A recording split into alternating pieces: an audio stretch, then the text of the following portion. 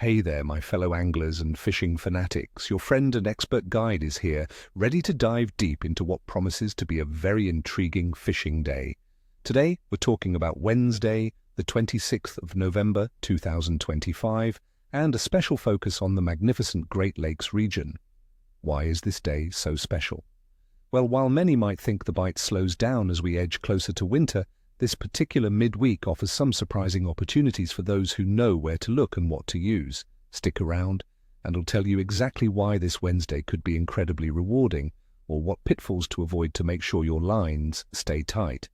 Let's talk tactics and targets, my friends, because this is where the real action is. We've got some fantastic opportunities for several species. First up, Steelhead. November is absolutely prime time for these strong acrobatic fish in the rivers flowing into the Great Lakes. You'll want to focus your efforts on popular rivers like the Manistee, Muskegon, and Grand rivers, targeting deeper pools and runs where these migratory rainbow trout rest during their upstream journey. The cooler water temperatures are a huge draw for them. For tackle, float fishing with spawn bags is incredibly effective, as is casting spinners. Remember, steelhead are aggressive feeders, so matching your presentation to their natural prey will be key. Next, let's talk about the mighty walleye pull tee.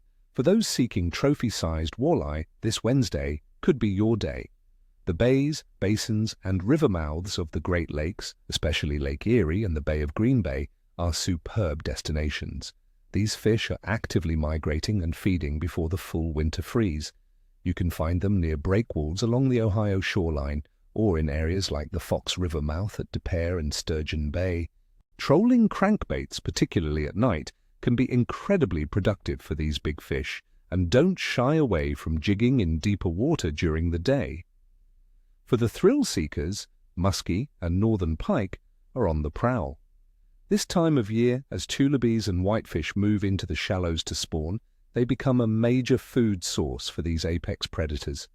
Look for them in these shallower spawning areas, especially in places like Lake St. Clair or various bays of the Great Lakes. Large crankbaits, jerkbaits, big soft plastics, and even trolling with sizable lures will get their attention. And let's not forget the delicious whitefish. By mid-November, they become a primary target for many anglers moving closer to shore. You can find them near piers and breakwalls throughout the Great Lakes and connecting waters. Their bites can be subtle, so a sensitive touch is crucial. Use small jigs tipped with waxworms or spawn for the best results. Now let's break down the conditions that make this forecast what it is. The weather. For the Great Lakes region, especially around Michigan, we're looking at cool temperatures for Wednesday, the 26th of November. Highs will likely be in the mid-40s to low 50s degrees Fahrenheit, dropping to the mid-30s to low 40s overnight. There's a chance of patchy rain, possibly even some light snow, with around 0.03 inches of precipitation expected in some areas. Long-range forecasts suggest a potential for some snowy periods in mid to late November, followed by sunny, warmer conditions towards the end of the month. This cooling trend, coupled with potential high-pressure systems building in behind cold fronts, means that while it's chilly, the conditions can stabilize, which is often good for fishing after a weather system passes. Water temperature.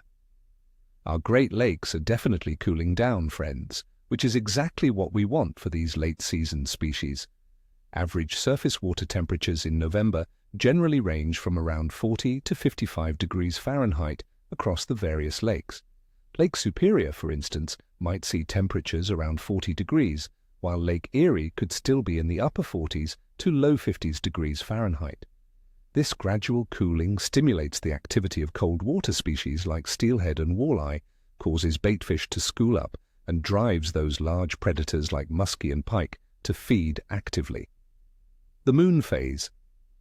On the 26th of November 2025, well be under a waxing crescent moon, about 32 to 34% illuminated.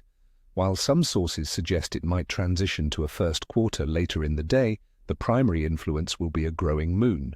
Many anglers believe a waxing moon, as it gains light, often correlates with increasing fish activity, especially during the low light hours of dawn and dusk. This could give us an edge, particularly for those nocturnal walleye. Overall, fish activity. Considering all these factors, the general fish activity for this Wednesday, the 26th of November in the Great Lakes region, will be good to excellent for those targeting the right species. We're in a pre-winter feeding pattern, and the cooling waters, combined with spawning baitfish, are concentrating predators and stimulating cold water species. The lower fishing pressure due to the colder weather is another significant advantage, giving you a better chance at those trophy catches. Expect active steelhead in rivers, aggressive walleye in bays, and muskie and pike hunting in the shallows. Whitefish will also be moving closer to shore, offering a unique opportunity. So, my friends, my clear assessment for this Wednesday is good to excellent fishing opportunities. The bite will be consistent for those who are prepared for the cold, understand the fish's pre-winter behavior, and target the concentrations around cooling waters and spawning areas. Don't let the chilly air deter you. This could be one of the most rewarding days of the late fall season. That's all for today's forecast, my friends.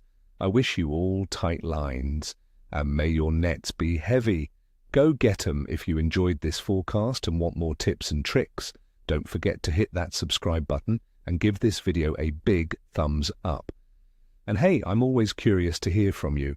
What are your go-to late November tactics in your local waters?